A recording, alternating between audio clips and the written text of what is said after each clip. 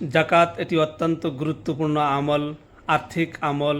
আল্লাহ তাআলা ফরজ করে দিছে। নামাজ রোজার দরে জাকাত ফরজ। রমজান মাহ আহিলে জাকাত ফেতরা কালেক্টৰৰ লাইন লাগে।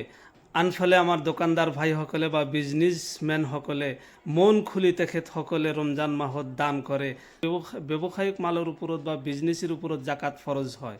আমি সকলে ৰমজান মাহত বহুতো দান কৰি থাকোঁ, কিন্তু হিচাপ কৰি দান নকৰাৰ বাবে বিজনেছৰ ওপৰত যিটো জাকাত ফৰজ হৈছিল সেই জাকাত কিন্তু আদায় নহ'ল। সেই ফৰজ আমলটো কিন্তু আমাৰ পালন নহ'ল।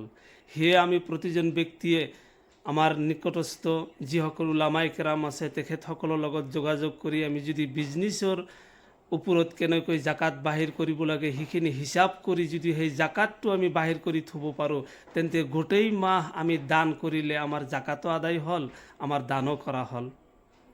গোটেই মাহ যেহেতু আমি দান কৰিবই লাগে, গোটেই মাহ যেহেতু আমি জাকাত ফেতৰা দিবই লাগে, সেয়ে যদি মাহৰ প্ৰথমেই আমি হিচাপ কৰি আমাৰ জাকাতটো উলিয়াই দিওঁ আমাৰ বিজনেছৰ পৰা, তেনেহ'লে আমাৰ জাকাতো আদায় হ'ব, আমাৰ দান কৰাও হ'ব। বিজনেছৰ ওপৰত কেনেকৈ জাকাত আদায় কৰিব লাগে? বিজনেছৰ ওপৰত জাকাত আদায় কৰাৰ নিয়ম হ'ল যে যিদিনৰ পৰা আমি বিজনেছ আৰম্ভ কৰিছোঁ, বিজনেছ আমি যেতিয়াৰ পৰা আৰম্ভ কৰিছোঁ বা আমি দোকান দিছোঁ, যদি আমি চাহেবে নেচাব হৈছোঁ, আমি সাধাৰণভাৱে আমি চাহেবে নেচাব বা আমি কেতিয়া ধনী হৈছোঁ এই ডেটটো আমাৰ মনত নাথাকে। আমি সকলে হিচাপ কৰা উচিত যে আমি কেতিয়া ধনী হৈছোঁ, আমি মিসকিনৰ পৰা কেতিয়া ধনী হ'লোঁ, এইখিনি কথা আমাৰ জনা থকা দৰকাৰ। শৰীয়তৰ পৰিভাষাত এজন মানুহক তেতিয়াই ধনী কোৱা হ'ব যেতিয়া তেওঁৰ ওচৰত 52.5 তোলা ৰূপৰ ভেলুসমূহ পৰিমাণ সম্পদ থাকিব।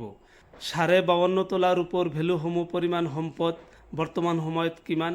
এভাৰেজ 60,000 বা 61,000 টকামান হ'ব। সেয়ে কোনো ব্যক্তিৰ বিজনেছত যদি 60,000 বা 61,000 টকা বা তাতকৈ অধিক টকাৰ সম্পত্তি থাকে তেন্তে তেওঁ ধনী।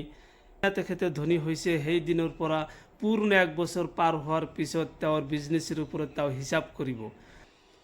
দোকানত যিখিনি মাল আছে তাৰ দাম নিৰ্ধাৰণ কৰক, আৰু দাম নিৰ্ধাৰণ এনেকৈ কৰক যে বৰ্তমান যদি সম্পূৰ্ণ মাল একেলগে বিক্ৰী কৰি দিয়া হয় কিমান দাম হ'ব পাৰে বা কিমান টকা হ'ব পাৰে, সেই টকাৰ ওপৰত শতকৰা 2.5 টকা আপুনি বাহিৰ কৰি দিয়ক। ধৰা হ'ল যে আপোনাৰ দোকানত যিখিনি মাল আছে যদি একেবাৰে বিক্ৰী কৰি দিয়া হয় তেন্তে 1 লাখ টকা হ'ব। 1 লাখ টকাৰ ওপৰত 2,500 টকা আপুনি বাহিৰ কৰি ৰাখি দিয়ক, আৰু গোটেই মাহ আপুনি মন খুলি দান কৰক। এই ক্ষেত্ৰত আমাৰ উলামায়ে কেৰামসকলে, খতিবসকলে, মছজিদৰ ইমামসকলে বেছি বেছি আলোচনা কৰা দৰকাৰ।